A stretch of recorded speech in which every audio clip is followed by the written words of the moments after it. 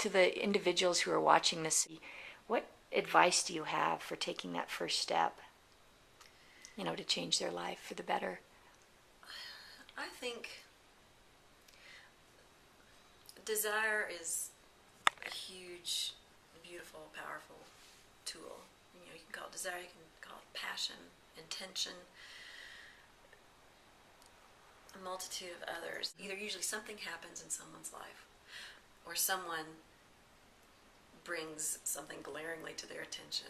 It's almost like a certain level of trauma has to occur with most people before they will passionately pursue what it is they truly want. Mm-hmm. It's easy to talk the talk. It's easy to maybe walk your talk for a couple of steps, but then you get into that place of discomfort. Most people do not like to be uncomfortable in their lives. They want everything to be comfortable, calm, predictable. And to see change, you have to have growth. To have growth, you have to turn it over. You have to dig. You have to weed it out. You have to get down to the root. And most people are not comfortable going to that place because it's vulnerable, it's emotional, it's intimate. But that's where growth happens. Is you have to go to that place over and over and over and over again.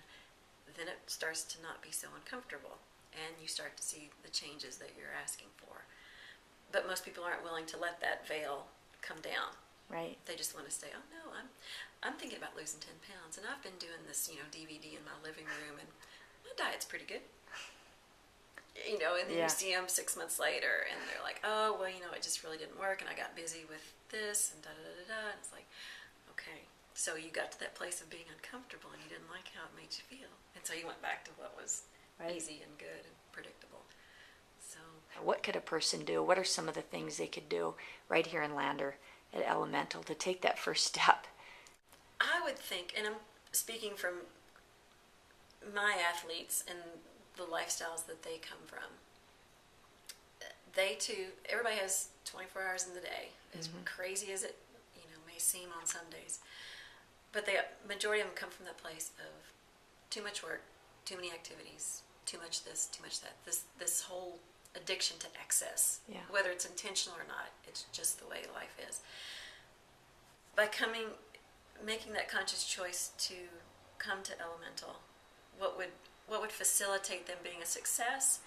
I think first off would be having a partner in crime.